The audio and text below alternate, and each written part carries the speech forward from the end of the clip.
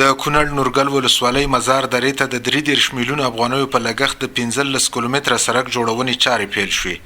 د کلو پراختیا او بیارغونې رئیس شمس الرحمن سیلاب ویل دغه سړک د ملګرو ملتونو UNDP لخوا د کوریا د خلکو په مرسته د کلو پراختیا او بیارغونې د وزارت په همغږۍ جوړیږي چې پراخوالی او جغلندازي به یې د شپږو میاشتو په موده کې ترسره شي او 250 وګړي به پکې په روزګار شي.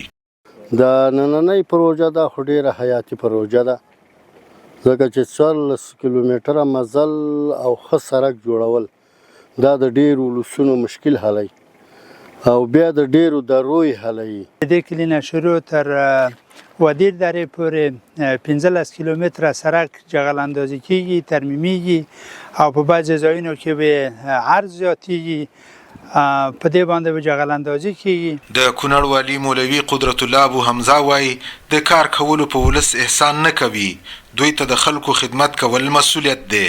دا کار کول، دا خدمت کول، دا په تاسې باندې موږ احسان نه بولو ځکه دا یو خدایي مسؤلیت ده. د خلکو خدمت چې څونه مسؤلین دلته دي که تاسې پوښتنه وکړئ کې ونه کوي که د رعایتو د خلکو د خدمت په کولو کې څوک سستیا کوي دا پوښتنه به ځینې کیږي.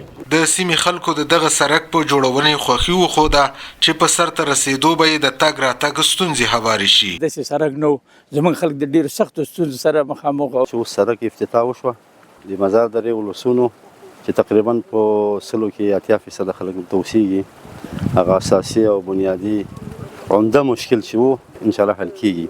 نن چې کومه ابتدا د دې سړک وشوه الحمدلله موږ په دې ډیر زیات خوشحاله یو.